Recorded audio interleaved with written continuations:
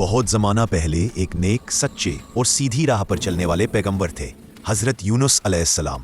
اللہ نے انہیں ایک ایسی قوم کی طرف بھیجا تھا جو ضدی، سرکش اور گمراہ تھی۔ دن رات یونس علیہ السلام اپنی قوم کو اللہ کی توحید کی دعوت دیتے رہے، مگر لوگ ان کی بات سننے کو تیار ہی نہ تھے۔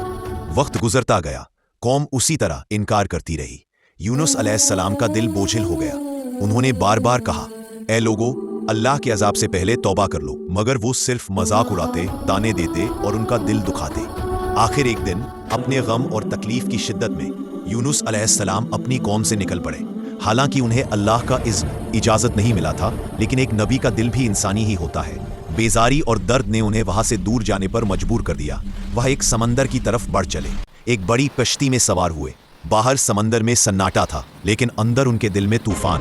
کچھ دیر بعد کشتی زور زور سے ہلنے لگی۔ ملاح چلائے، کشتی میں کوئی بڑا گناہگار ہے، اسے سمندر نے سویکار نہیں کیا، ورنہ ہم سب ڈوب جائیں گے۔ کرہ ڈالے گئے، نام نکلا یونس علیہ السلام۔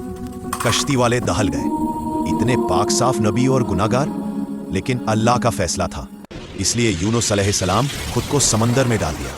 کالی رات، طوفانی لہریں، اوپر آسمان بھی کالا، نیچے پانی بھی کالا، اور چاروں طرف موت کا سناٹا۔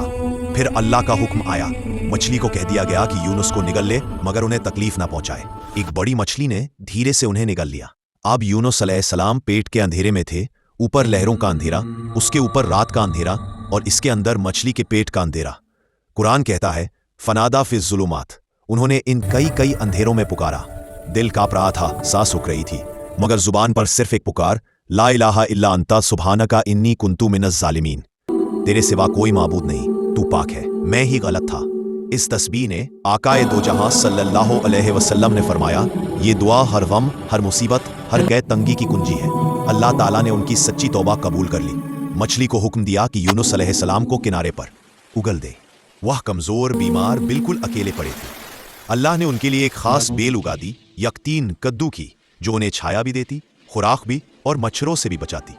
جب یونس علیہ السلام اپنی طاقت واپس پا چکے تو وہ اپنی قوم کی طرف لوٹے، اور آشچर्य کی بات، جو قوم کبھی ان کی دشمن تھی وہی اب توبہ کر چکی تھی۔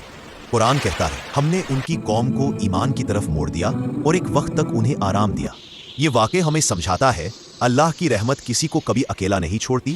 توبہ ہر اندھیرے کو روشن کر دیتی ہے، اور جب ایک بندہ کہے لا الہ الا انت، تو سمندر کا اندھیرا بھی اس کے لیے راہ بن جاتا ہے۔